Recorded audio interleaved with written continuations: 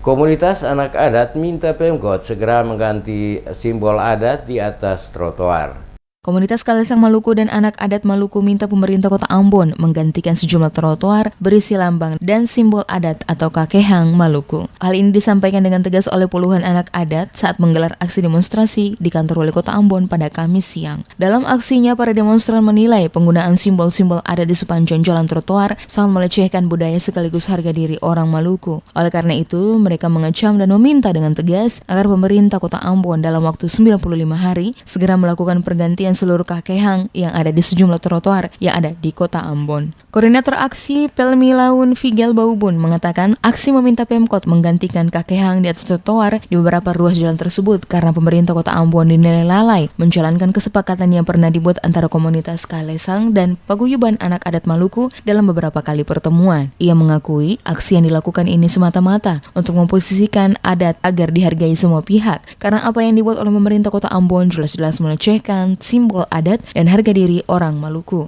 Dalam pernyataan, para demonstran meminta agar pihak yang terlibat harus diberi sanksi tegas agar ke depan persoalan semacam ini tidak terulang lagi. Mulai dari besok ini kita akan buat surat pernyataan yang dari lembaga-lembaga adat.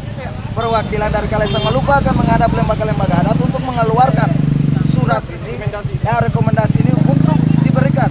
Dengan sendirinya apabila surat rekomendasi sudah diterima oleh pihak Kota Ambon, maka terhitung dari hari itu 95 hari akan jadi perbincangan apakah diganti atau tidak. Kalau tidak diganti maka Kalesang Maluku akan turun kedua kali dan membongkar. Itu katong pastikan lebih banyak. Pemerintah Kota Ambon yang diwakili Sekretaris Kota Ambon Antoni Gustav Latuheru menemui para pendemo dan menyatakan Pemkot akan menindaklanjuti apa yang menjadi tuntutan para demonstran. Atas pernyataan Seko tersebut, Figel Baubun bersama para demonstran lainnya menyampaikan apresiasi terhadap Pemkot Ambon dengan catatan jika dalam waktu 95 hari Pemkot tidak juga melakukan pembongkaran dan menggantikan sejumlah trotoar yang dimaksud, maka mereka akan kembali melakukan aksi yang sama dengan jumlah yang sangat besar dan membongkar sendiri trotoar yang ada simbol kakehang tersebut.